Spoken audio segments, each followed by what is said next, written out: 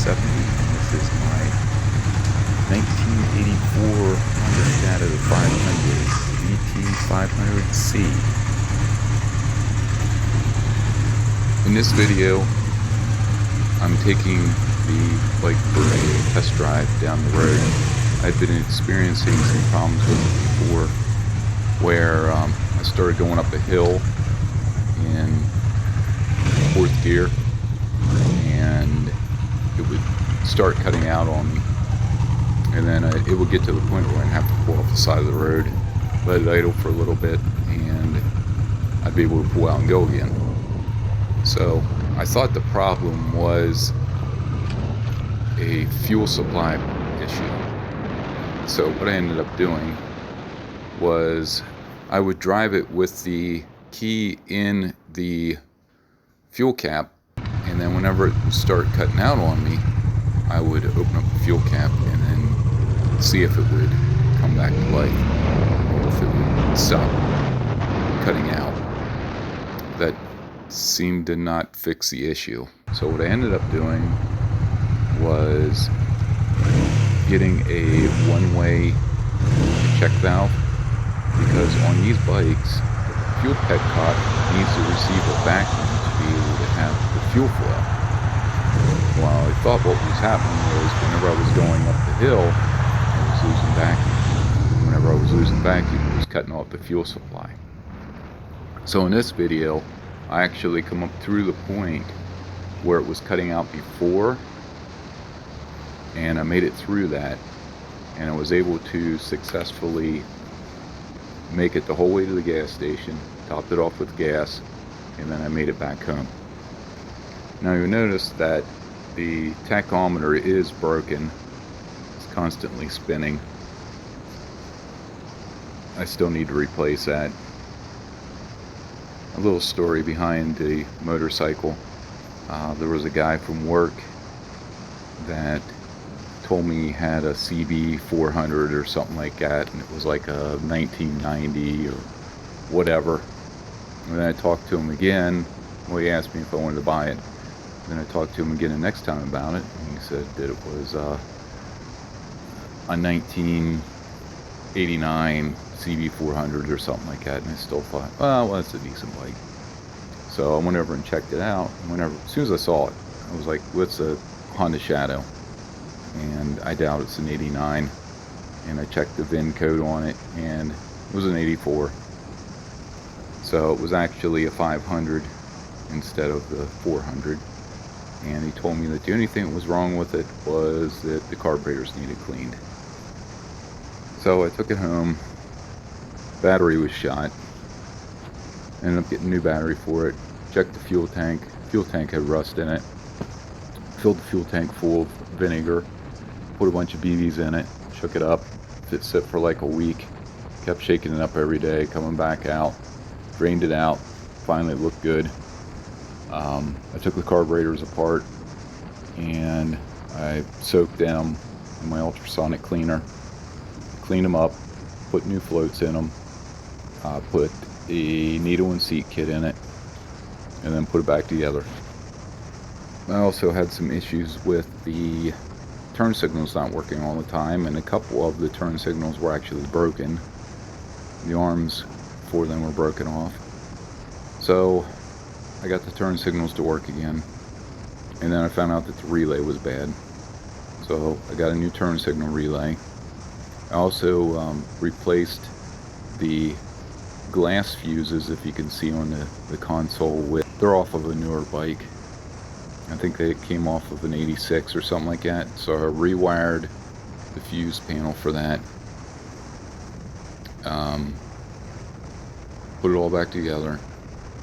Got it running.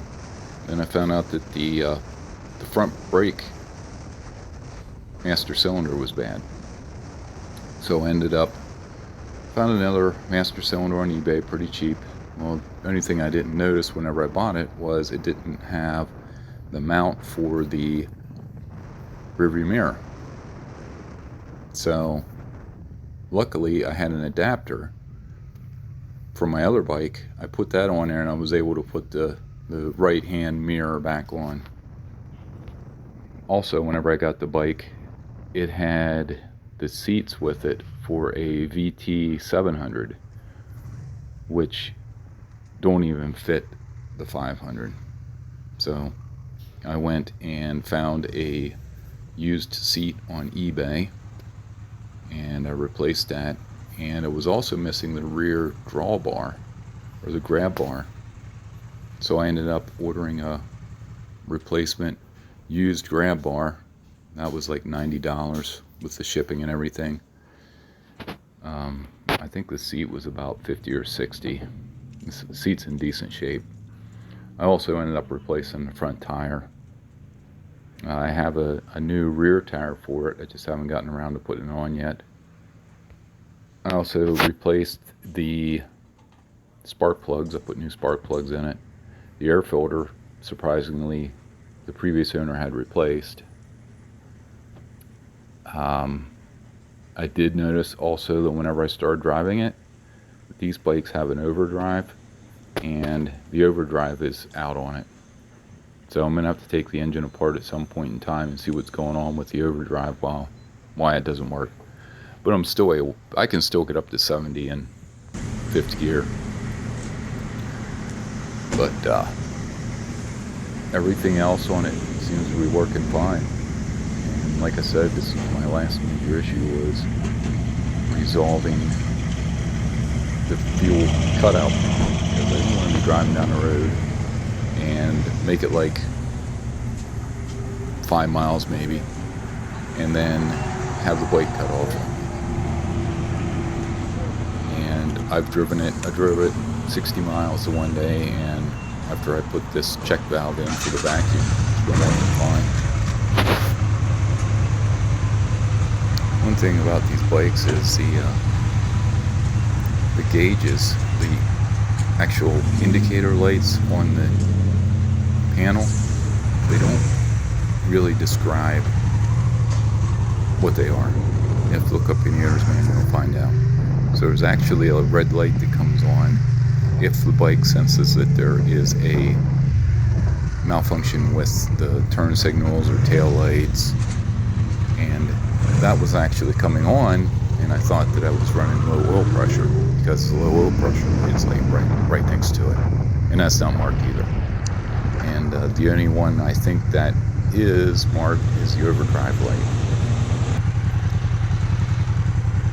So in the future, I want to try to find a way that I can put like a little diagram on there, so that I can see exactly which one, what each light stands for, instead of having to look in the owner's manual to figure out what it is. Now on this test drive, I drove from my house in Hanover to Maryland, which is, I think it's 2 miles down the road, and I pulled into the gas station and fueled up there, and it was that one hill going up that it would always cut off on, and on the way back it would cut off coming up the one hill also. Well, I lubricated the cables, I lubricated the throttle cables, push pull cables, I lubricated the choke cable.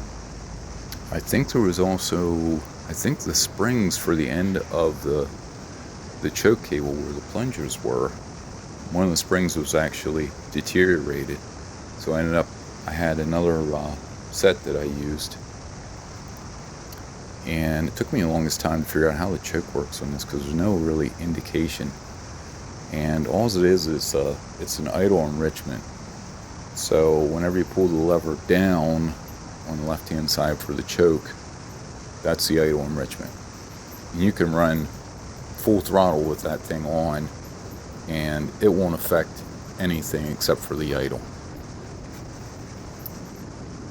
And the app that I'm using is My Ride by Yamaha. That's the app that I'm using. If anyone's interested in that, I'll try to put a link in my description for that also. But I think that's about all that I had to do to the bike, I think, to get it running. Ended up paying like $350 for the bike. Now the previous owner repainted the fuel tank, which it's a decent job. But he didn't clean the inside out, of course. And I also had to replace the fuel petcock because the valve was leaking. I found one on eBay or Amazon, and he had claimed that the oil was changed. It looked like it had no miles on it.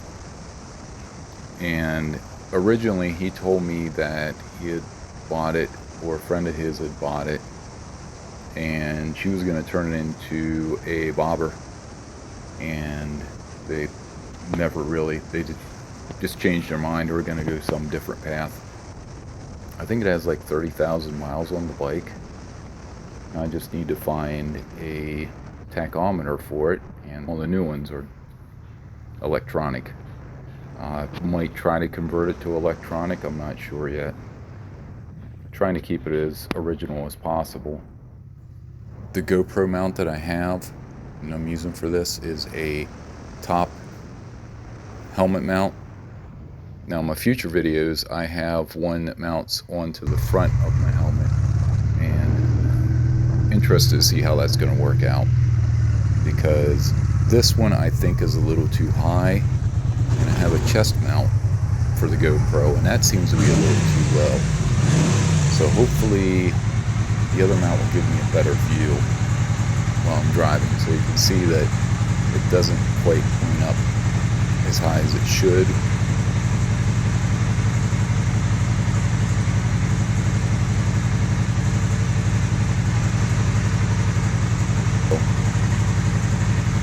Thank you for watching. Make sure you hit the like and subscribe button. And if you have any comments, feel free to reach out to me. Thank you. Stay safe.